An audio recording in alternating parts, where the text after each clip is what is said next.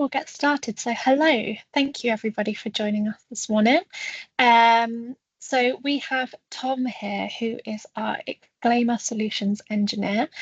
So if anyone's going to know Exclaimer inside out, it'll be him. I'll let Tom introduce himself in a moment. But this morning we're going to be having a demo session from Tom on the Exclaimer e-signature solution, all the way from creating and testing to deploying marketing campaigns and much more. So this morning's session will be recorded and sent out to you after the session has been finished. But just a few housekeeping rules as well.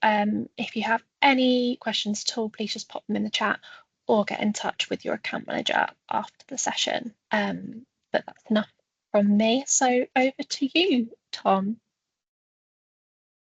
Thanks, Vicky. Hi everyone. My name is Tom Yates. I lead the Solutions Engineers team at Exclaimer. I've been with Exclaimer for 7.5 years now, and I'm delighted to walk you through our solution today. Now, some of you may have seen Exclaimer before and not very familiar with it, but I'm hopeful that you will certainly see some new things from this session today. And those of you, of course, that are not familiar with it, then it's going to be very interesting for you as well. So we're going to start off by talking about how Exclaimer actually works itself. There's been lots of improvements over the years, and maybe some of those have passed you by. So we're going to get straight into that to begin. Now, the most common way that customers want to apply signatures is so that they can see them before they send their email. So we have a deployment option, which we call our client side, which will allow users to see the signature in Outlook as they are composing their email. Now, we can see here on the screen that I have my signature. This is being created centrally, which we're going to show a little bit more later. And all of those contact details are successfully populated into the signature for the user as we synchronize with the Entra ID or Azure AD, or however you like to refer to it as. So we pull those directory details like the user's display name, job title, the contact numbers, uniquely for each user. So you're not creating hundreds of templates for everybody. You're perhaps creating more group-based signatures and applying those to different teams and departments. Now, the way in which we make that signature appear in the user's Outlook profile is with the installation of an add-in. And that add-in is deployed centrally, so users don't need to worry and do anything there. And with that successfully deployed, then a user can see their signature as they compose their email. But not only does this give the user the ability to have one signature, if they actually click on the add-in, which you see is installed on my ribbon here at the top, it also gives users that functionality to have multiple signatures. Now, why would users want more than one signature? Well, it's not just because they're greedy, there's probably good reasons for it. And that could be that they want signatures in different languages, some signatures with different contact details within them. Perhaps you would like different campaigns and promotions. So as you can see, I can scroll down and choose from the different array of signatures which I have available to me as a user. Okay. Now, this is also very responsive, this add-in. So if I was to start typing in here an internal colleague, so James, my boss, you see that that's now reloaded the add-in and it's now pulling through just my internal based signatures and making those available. This facility also gives you the option to have different signatures for your replies and forwards. So not only just having different signatures for internal and external, you could also have a shortened version of your signature that you want for your follow-up communications as well. But yeah, this is a really nice, easy way of users can see the signature, giving them that traditional experience and being able to select from multiple signatures. And this option will work successfully for the desktop versions of Outlook, both new and old. It will also work for the Outlook web, and it can also work for Outlook mobile as well. Now, there are some scenarios, of course, where you are maybe not using Outlook to send your emails. You may be using a native email client, say on your mobile device. Now, in order for Exclaimer to cater for those types of scenarios, we also provide what we call a server-side deployment option. Now, this works by basically setting up some connectors and some rules within the mail flow of Exchange Online, and that will then allow us to relay that message through to us in order for us to stamp a signature. This diagram really tries to do a good job of explaining how that all works, showing you where we take the email from your 365 tenant that transfers its way through to us. Exclaimer is also hosted in the Microsoft Azure data centers. When that mail reaches us, we are simply stamping the signature for you and then passing that mail straight back to your environment, back to your 365 tenant to go out to the internet. By choosing that option, we can then apply the email signature successfully across all different users' devices. And if you like, you can also use the combination of these two methods as well, both the server and client side. What will happen in that type of scenario is the client side is the priority. So when we see that a signature is already there, we don't add one at the server side. But if one isn't there, then we stamp one, which is then making sure you have your very important signatures, disclaimers going out on every single email and device which you're sending from. Okay. So that's a little bit around the deployment options. We're now going to go straight into the UX or the Exclaimer portal, where you go about creating your signatures and then assigning those to your relevant teams and users. Now, one question I get asked quite often is, can we delegate the access to this portal? So IT will typically want to set the solution up, but they would like to perhaps pass some ownership to marketing teams, communications teams, even HR, to manage and deploy the signatures. And the answer is yes, of course you can delegate the access. And that's all achieved via our user management section here. We can reach that by clicking on your initials in the top right and clicking on user management. Here you can see your list of users that currently have access, and based off these little checkboxes, you can deploy these different role-based access levels.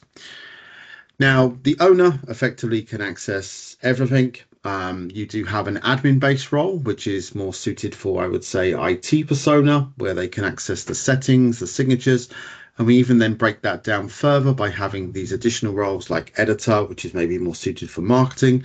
And we also have a designer role, where if you just wish to be able to update the signature designs, create new ones, but not actually deploy them and access any of the settings, then that would be the perfect role for you.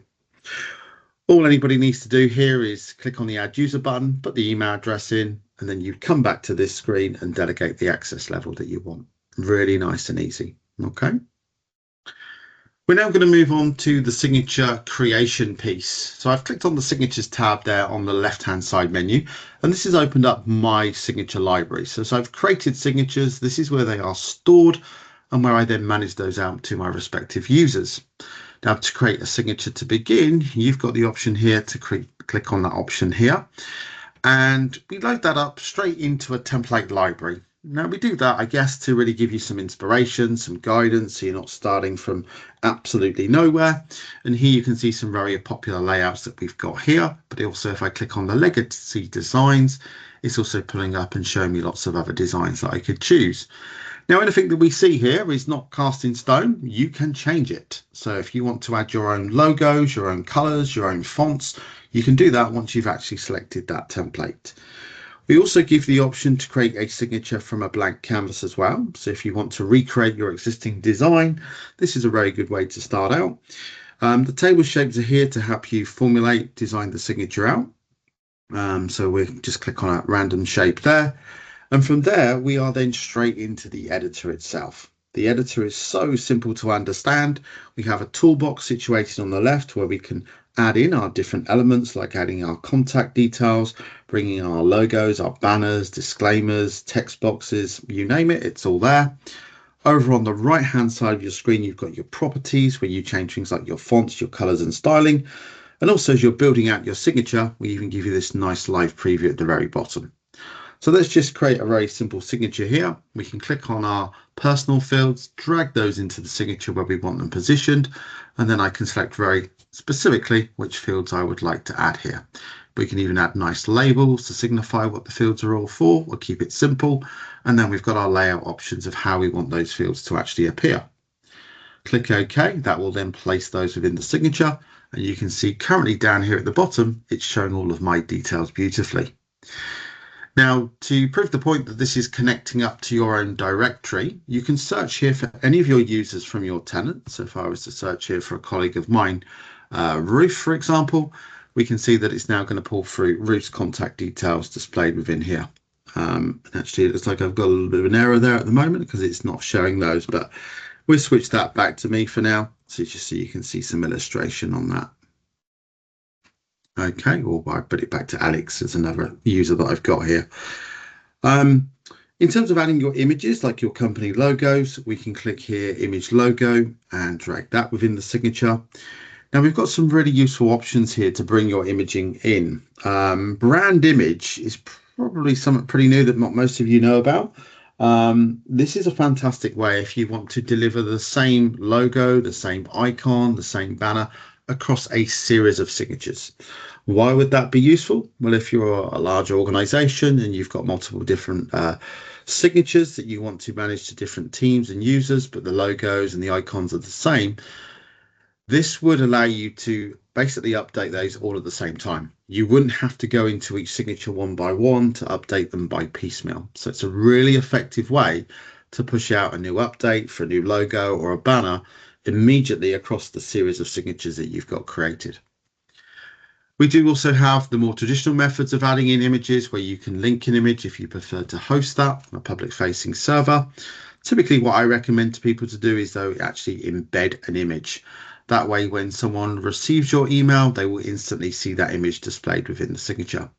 So here we could just put an animated GIF within the signature and click OK and place that in. And if we want to control where that needs to be situated, we can place that effectively like that. By actually clicking on the image itself, you have the option to add hyperlinks where you can put that in, and then that would direct you to the page of that website.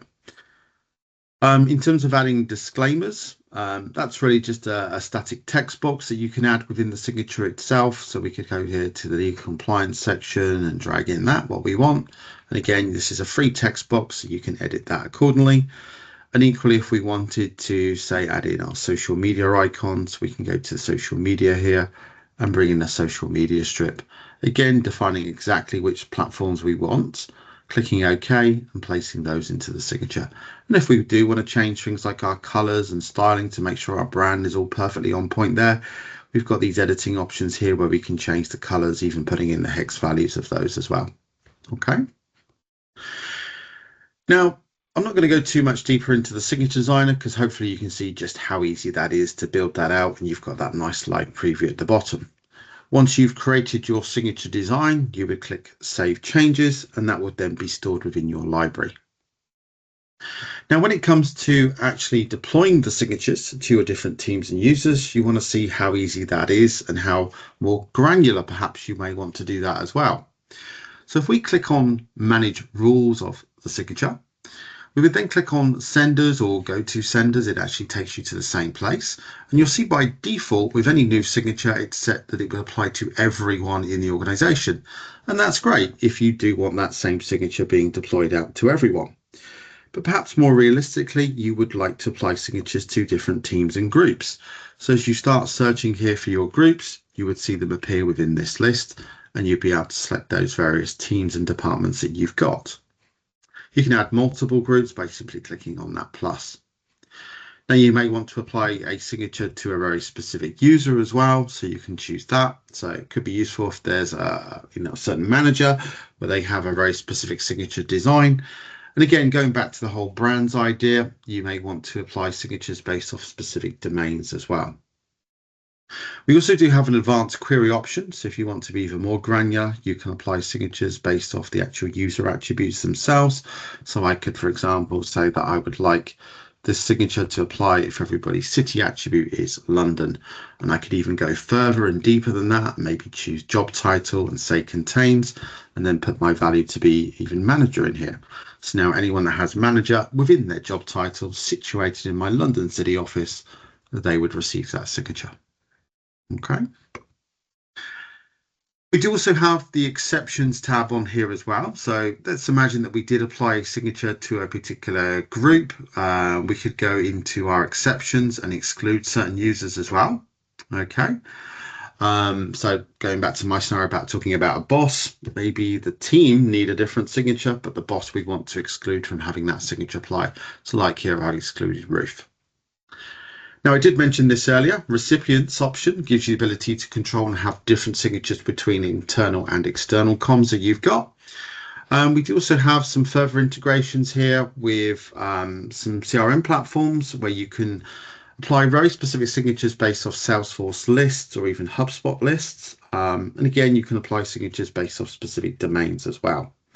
So some further sort of deeper integrations there that may be of interest. An option which is also very commonly used, and maybe at this time of year where you're adding sort of campaigns, promotions, seasonal things that within your signature, you'd like to schedule when they are going to appear. Equally, when you're away, of course, on your holidays, you're not there in the office to maybe turn on a different signature for the new year. So this gives you that full capability to have your, say, your Christmas, your seasonal banner in place, and then you can then immediately have it switching over to your new year message, and you've scheduled all of that. You don't have to do that manually once you're back in the office. Okay. When we then get to the enablement tab here, this is what we've explained earlier, where we have our server and client side deployment. So you can check these boxes to deploy out on the server side. And as a reminder there, that's where we can apply signatures on all devices and all email clients that are going through your tenant. And the client side, well, that gives that user that traditional experience of seeing the signature before they send their email. And also, if you are deploying multiple signatures, they can select and choose those different designs. Okay. Now, once you've created your signatures, you want to make sure that you actually deployed those correctly to your relevant users. So Exclaimer provides a signatures tester. Okay. Now in here, you can type the email address of the test user that you want. And let me just make sure I've got my email address in there correct. I'm going to use the same one there for my recipient. And we could put some information there in the body of the email, even a subject that we've got. And when we hit the test button at the bottom of the screen, it will show us which signature would be applied for this particular user. Okay. We've even got the details tab in the top right. And if we expand here, it shows you how we got to that result. So what conditions were actually triggered on why that signature was applied. This is so useful from an IT perspective or whoever's really deploying the signatures to make sure the user's getting the right signature. And equally, if they're not getting it, then this is going to have you troubleshoot and determine all of that. There's also two modes of this signature tester. So here, if we switch this down to the client side, just hit test again, it will again show me which is the default signature which the user would see as they're composing their email. And here it's where it's kind of simulating that add-in where it's showing the multiple signatures of which users can select and choose from. Okay.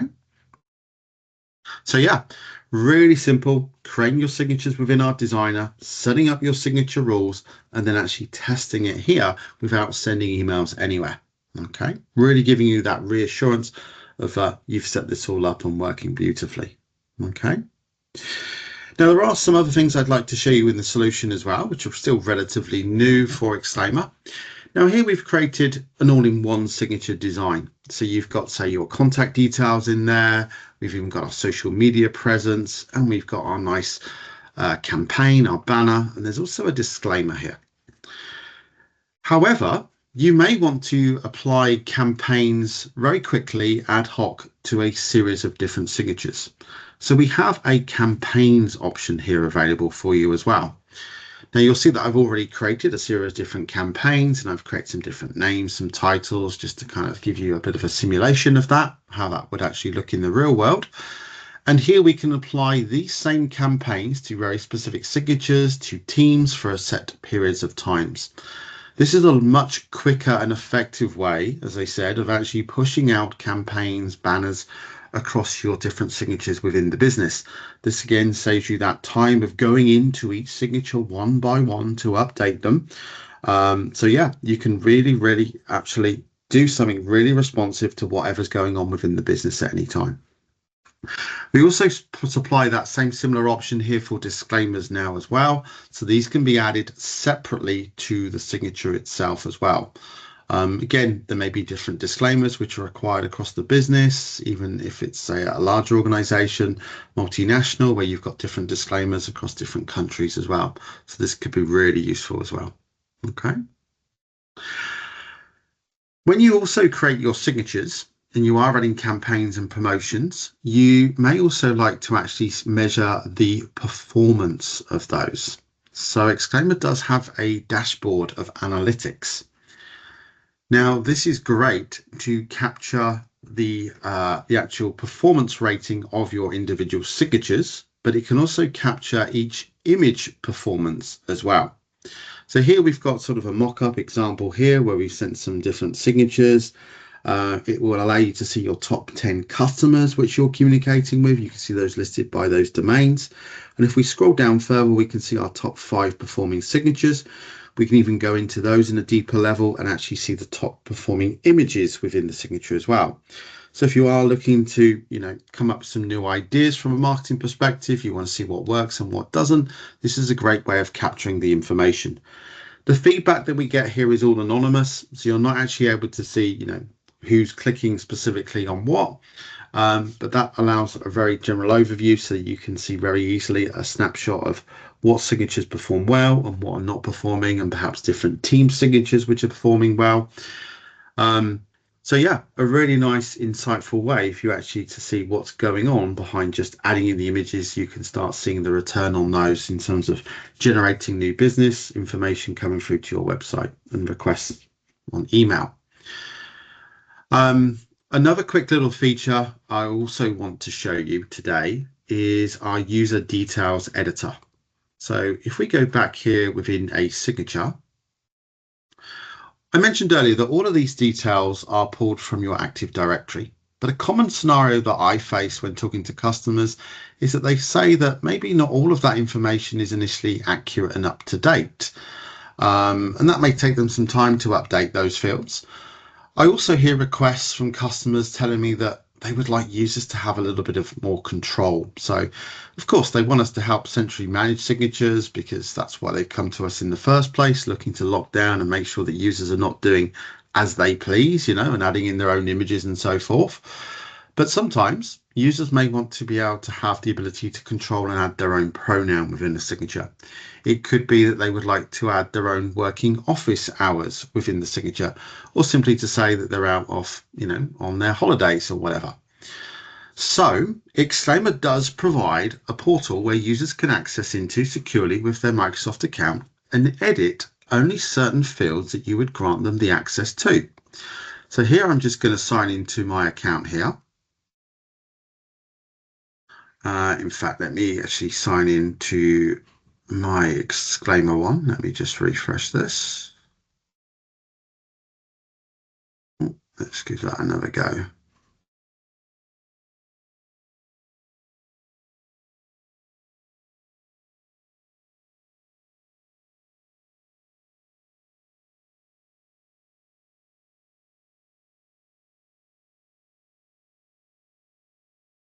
As you can see, it's all using MFA, so I'm just going to actually sign in and do that. I had signed into this before, but like all live demos go, it also wants you to do it on a live session. So let's show them that would actually all work.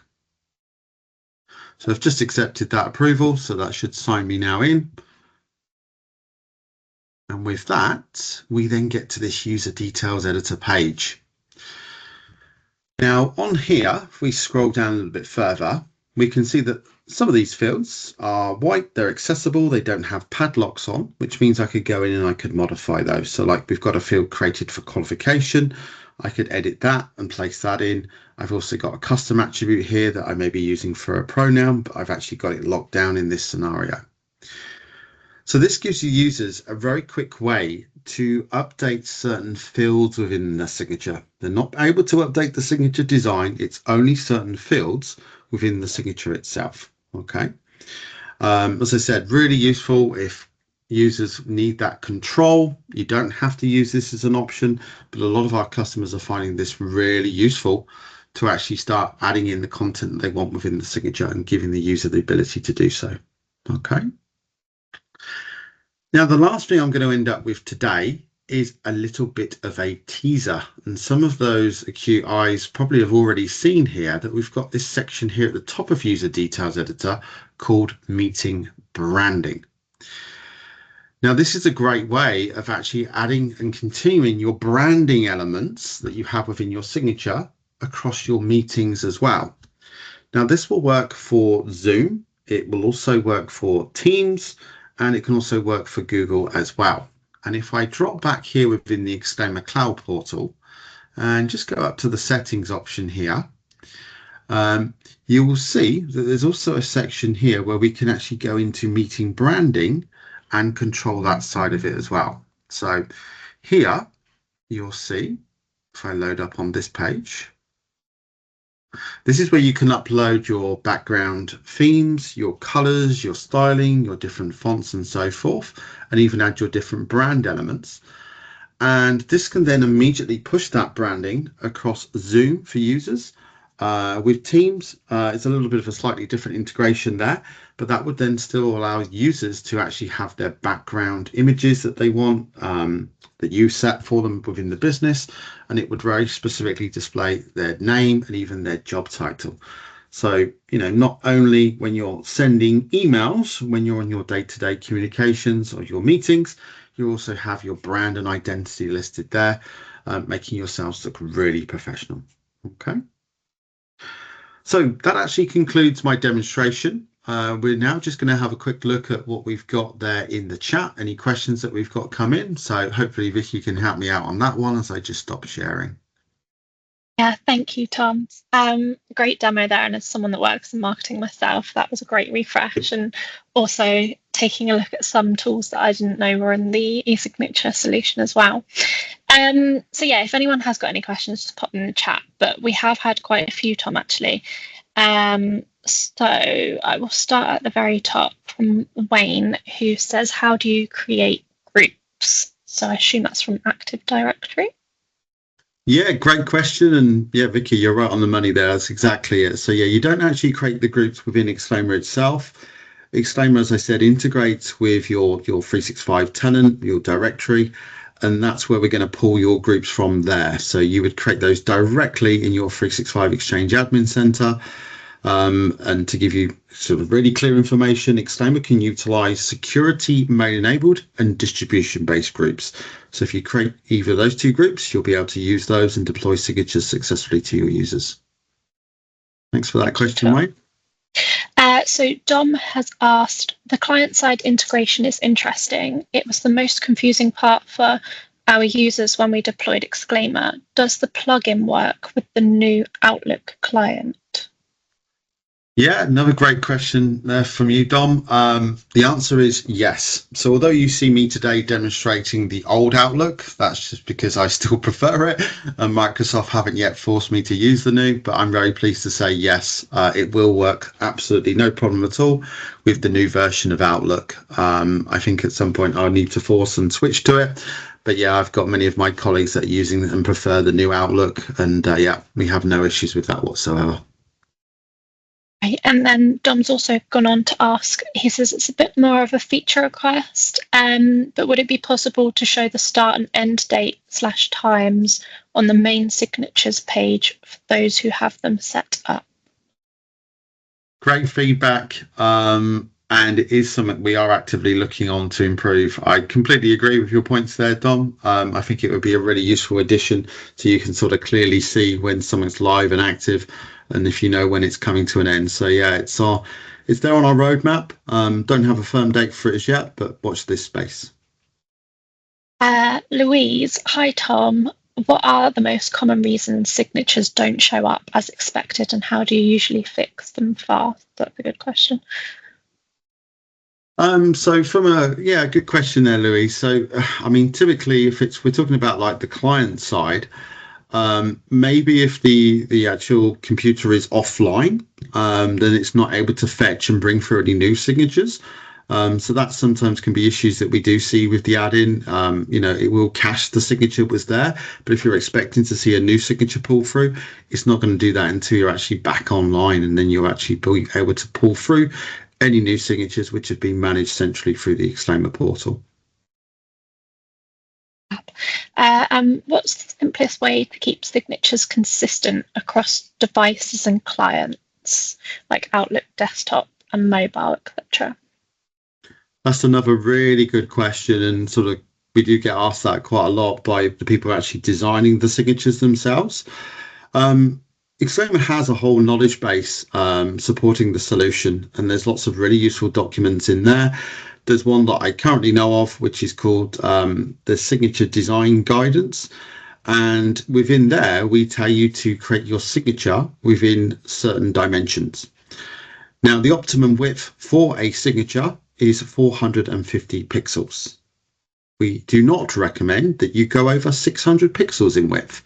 If you do go over 600 pixels in width, you will probably find that certainly on mobile devices, the signature will not look as you've created it and expect it to look. It will perhaps wrap and not look very good at all on your mobile devices, although it may look fantastic on a desktop still. On a mobile device, it won't resize, it won't render, it won't look nice at all. So yeah, stick within 450 pixels and you'll find that the signature will look great across all your different devices where you're reading or sending an email from. Amazing. I think that kind of wraps up the Q&A.